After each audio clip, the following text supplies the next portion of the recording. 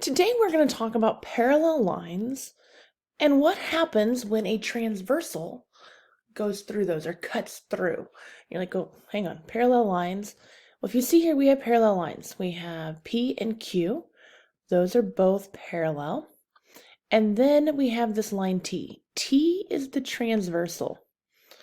This is the transversal. Transversal means it's cutting through the parallel line. So line T is our transversal.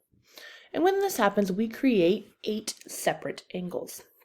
They've all been numbered here for you, 1 through 8. And we can divide those into what we call interior and exterior.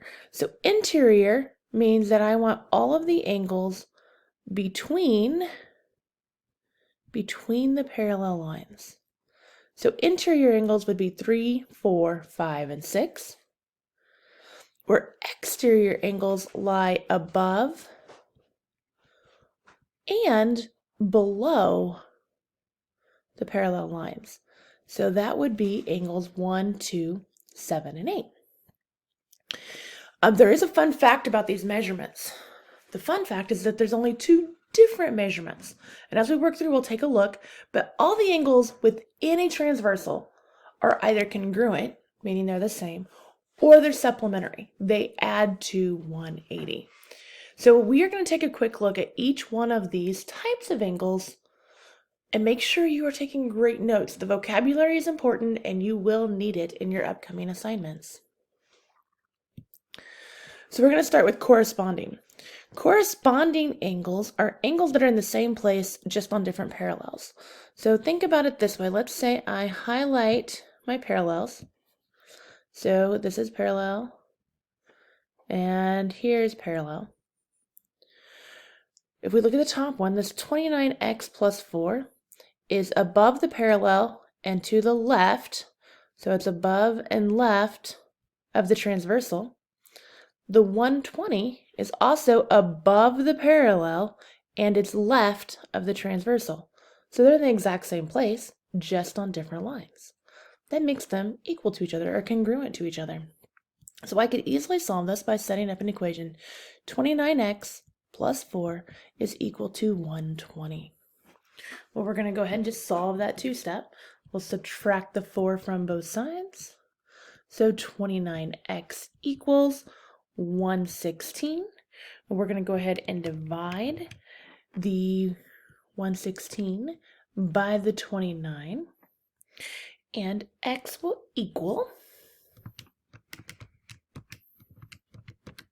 4.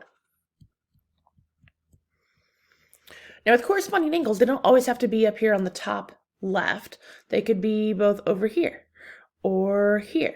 So if you notice up here in the picture, it's already set up for you. It shows you 1, 1, those 2 are equal. 1, 2, 1, 2, those 2 are equal. So think about exactly on the same spot in the transversal as it is related or as each angle is related to the parallel and the transversal. So up next, we have alternate exterior. Now, alternate just means opposite. So the opposite. Exterior means the outside. So in this example, 8 plus 11x is definitely on the outside of the parallels, and 12x plus 1 is on the outside because it's below the parallels, and they're on opposite sides of the transversal. That also makes them congruent. So to solve this equation, I would say, well, that's 8 plus 11x equals 12x plus 1. We would solve first by, I'm going to move that 11x, subtracting it from both sides. So 8 equals, well, 12 minus 11 is 1, so just x plus 1. Still solving. You can subtract the 1 from both sides, and it looks like 7 would equal x. So alternate exteriors are also congruent. Up next, we have alternate interior. Now, we already said that the word alternate is opposite, and interior would just be inside. That means we're going to look between the parallels. So parallel here, and they are opposite or alternate because they're on opposite sides of the transversal, which also makes them congruent. So if you have alternates or opposites are going to be equal. So 7x plus 7 equals 70. Subtract 7 from both sides. So 7x equals 63. Divide both sides by 7, and x equals 9. Okay, what's up next? Oh, we have same side interior. Now we know what interior is. We just talked about that, right? That's inside.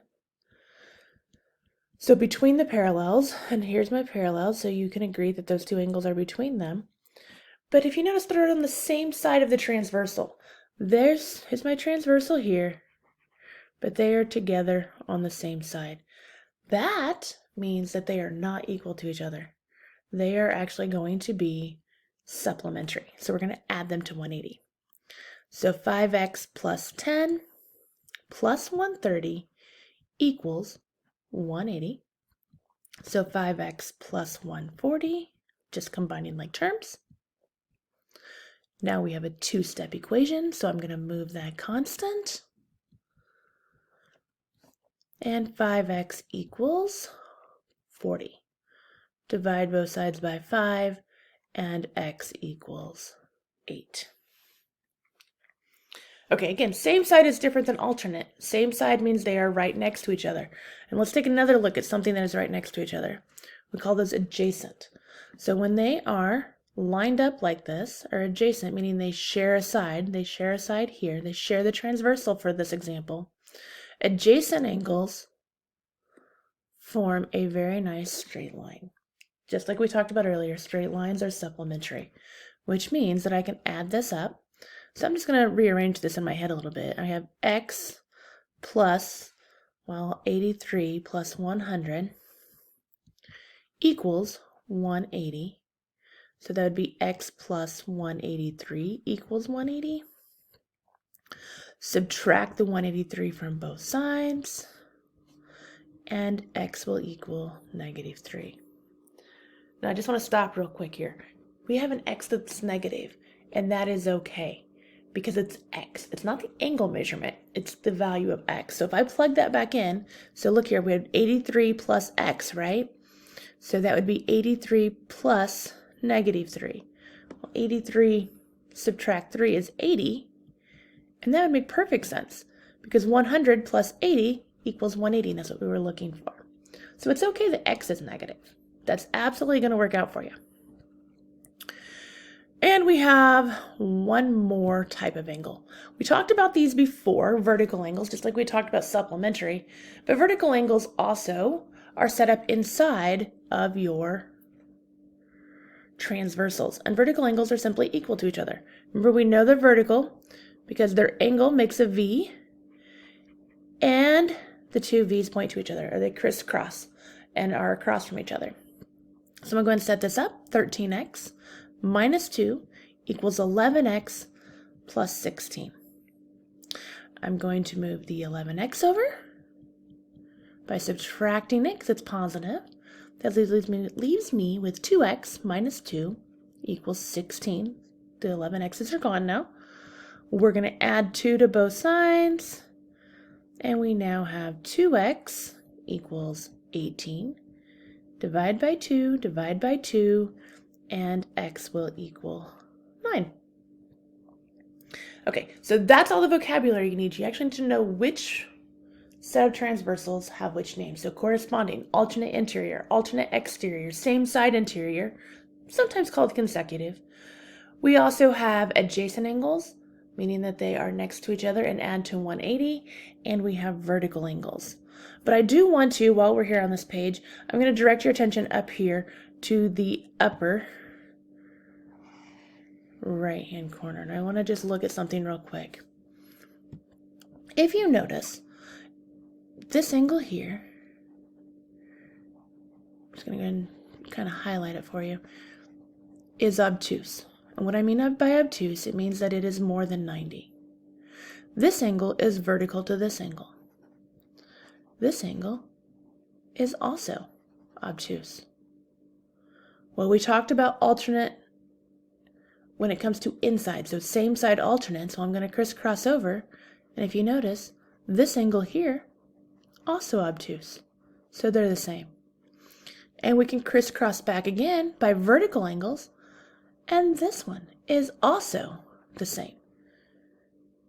So all of your vertical angles, or all of your obtuse, I'm going to say that again, all obtuse angles, meaning greater than 90, are congruent, are equal. And we can say the same thing when we look at the acute angles. So if I look here, I'm going to go ahead and highlight. That's an acute angle. It's less than 90. This is an acute angle, less than 90. These two are across from each other. They're vertical. Makes them equal. We flip-flop across, or we go back across to transversal, and we have another acute angle, also equal. This comes across, it's also acute. That makes it equal. So I can say all acute angles are congruent as well. And I told you there are only two types of measurements on the very first slide, congruent and supplementary. So what that tells me is that if I add the obtuse and the acute, they will equal 180. So when you're looking at these, the vocab is important, but you can also look at it as breaking it down into two angles, obtuse and acute. All obtuses equal each other. All acute angles equal each other. And if you have two angles, one that's acute and one that's obtuse, obviously they can't equal each other because one's less than 90 and one's more than 90, but I can always add them together to equal 180 because they are supplementary.